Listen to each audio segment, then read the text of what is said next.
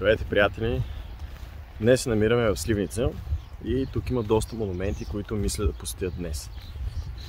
Сега вървя към паметника за храброст, който се намира доста близо до магистралата. Само че, разбира се, трябва да се отбиете в Сливница, за да може да го посетите. Мисля, че няма как да го минете от горната страна. Съм сигурен. Трябва да проверя. Но може да си спрете колата и има една такава хубава пътечка, до която се стига. Виждам го пред себе си и може би ще ми трябват някакви 5 минути за да стигна до него. Ето го е там, паметника. Вижда се и вървим към него. Паметникът за храброст е войнишки паметник, който се намира на път Е-80, северно от град Сливница. Посветен е на героите загинали по време на Сръбско-българската война през 1885 година. Паметникът е построен през 2005 година по случай 120 годишната от събитията. Между другото, стигнах до него и като допълнение от преди малко това, което казах, че не знам дали може да се мине по магистралата, зад мен може да видите, има отбивка по магистралата към София, може да се отбиете, да го видите и да продължите. Така че всичко е точно и от двете страни може да се мине до паметника. Представлява два допрения към върховете си символизирани войнишки щика, върху които са поставени мемориални плакети с надписи на българските офицери, подофицери и войници, защитили Отечеството през ноември 1885 година. Поставената плоча долу пред самия паметник гласи следното. На 6 септември 1885 година се извършва съединението на княжество България с източна Румелия. На 2 октомври неочаквано Сърбия обявява война и настъпва към София с 3 армии. Младата българска войска, командвана от поручици и капитани, е съсредоточена на турската граница. На позицията край Сливница на 2 км на запад от паметника, малобройните защитници в трудни боеве 5, 6 и 7 ноември спират сръбското настъпление. За същото време, в тежък неспирен преход за 48 часа, основните полкове на българската армия са прехвърлени с влак до Белово и оттам до Сливница извървяват 150 км пеша. Започва победоносно контрнастъпление, което приключи с примирие след превземането на Пирот. Добре, видяхме го, сега към следващия паметник. Намираме се пред паметник Костница, героите на Сливница. Сега ще отидем отблизо да видим как се изглежда паметника. Намирам се в подножието на паметника и ми прави веднага впечатление, че всичко е доста поддържано и няма абсолютно никакви забележки. Сега ще ви покажа и самия паметник какво представлява и после ще вдигна дрона, за да го видим отгоре как изглежда. Монументът Героите на Сливница е гранитен монумент, който се намира в самия център на град Сливница. Издигнат е през 1935 година и има височина 20 метра. Скулптурата от двамата войници символизира духа на българския войник. Един пада в боя, но другарят облегчава неговите последни минути със своята братска любов, вдига пушката си високо, с лице обърнато към столицата София, сякаш казва: все пак победихме. На западната страна на паметника е поставено оръдие, обърнато с дулото в посока, откъдето е дошло нападението срещу родината ни през 1885 година. От източната страна стои надпис с паметните и незабравими думи на писателя Иван Вазов. Българио, за тебе те умряха. Сега се намирам пред Народното читалище, където има фонтанчета, които работят. И от тук ще пусна дрона, за да направим един бърз поглед на самия монумент и да хванем целия град. Битката при Сливница е голямо сражение по време на Сръбско-българската война, водено в района на град Сливница и село Домировци, височините Три уши и Мекът сръв, в периода 5 ноември 1885 г. до 7 ноември 1885 г., в което българите се отбраняват от настъпващата сръбска армия. Това е преломната битка във войната. След поражението сърбите започват да отстъпват към границата и навътре в Сърбия, а българите започват да ги преследват. Тридневната епопея край Сливница записва една от най-славните победи във военната история на съвременна България. На 2 октомври 1885 г. Сърбия обявява война на България и армията на западните ни съседи нахлува в България. По пътя им към София, която е целта на сърбите, има една преграда, удобно да се изгради отбранителна линия. Трябва противника да бъде задържан на височините край Сливница, докато от Тракия пристигнат българските подкрепления. Българските войски трябва да отбраняват позиции с дължина по фронта от около 20 км. Фронтовата линия е разделена на 3. Левият фланг на българската отбрана е поверен на капитан Михаил Савов, в центъра капитан Андрей Блъсков, а на десния фланг застават отрядите, командвани от ротмистъра Анастас Бендерев. Сърбите атакуват с около 20 000 души и 72 оръдия. Българската армия в началото набрава едва 12 000 души и разполага с едва 40 оръдия. Битката се провежда в тридневен непрестанен опит за надмощие от двете страни. Сраженията започват на 5 ноември. Сръбската конна бригада около Мало Малово предприема атака, която разпростира по целия фронт.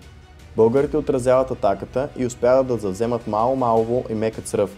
В центъра и на левия фланг също са отдържани позициите. По-късно през деня сръбската Моравска дивизия завзема град Брезник, но забавянето в придвижването им дава възможност на българските подкрепления от Тракия да пристигнат. 6 ноември започва с разбиването на сръбските части в края на десния фланг на българите. Поручик Зафиров и войниците разбират, че сърбите не са успели да обходят десния фланг на българите. Сърбите обаче мислят, че срещу тях настъпват големи български части. Упуха сред противника е толкова голям, че сръбският крал бяга чак в Пирот. Най-застрашен е левият български фланг. Срещу него действат Чумадийската и Моравската дивизии. Капитан Стефан Кисов и неговият отряд от близо 2000 души имат за задача да спрат Моравската дивизия на всяка цена. Почти половината от отряда на Кисов загиват, но изпълняват поставената задача. Моравската дивизия не успява да стигне на време до Сливница. По същото време българите си връщат контролната на височината Мекац ръв, от която по-рано са принудени да отстъпят. Още 2500 войни и 8 уръдия пристигат като подкрепление. Третия ден от битката, 7 ноември, е решителен. Спряната предния ден Моравска дивизия предприема ново настъпление. Срещу нея застава отряд, командван от капитан Христо Попов. С атака на нож българите атакуват край Гурголят и отблъскват 4 км назад сръбската дивизия. На десния фланг при Сливница българите атакуват височината Три уши. При атаката загива капитан Марин Маринов. Срещу настъпващите към Три уши сърби, българите изпращат и части от централната част на отбраната. Превъзходството е на сръбска страна, но всички възвишения на Три уши са овладени от българите. Сръбската атака се насочва към отслабения български център, но в боя влиза частите от левия фланг начело с капитан Михаил Савов.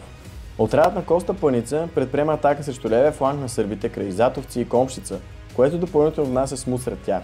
Започва отстъпление и в края на деня сливнишката позиция е спасена. Българите преминават в контрнастъпление и навлизат в сръбска територия. В тредневните боеве край Сливница загиват 1800 български войни. Сърбите губят 2100 души.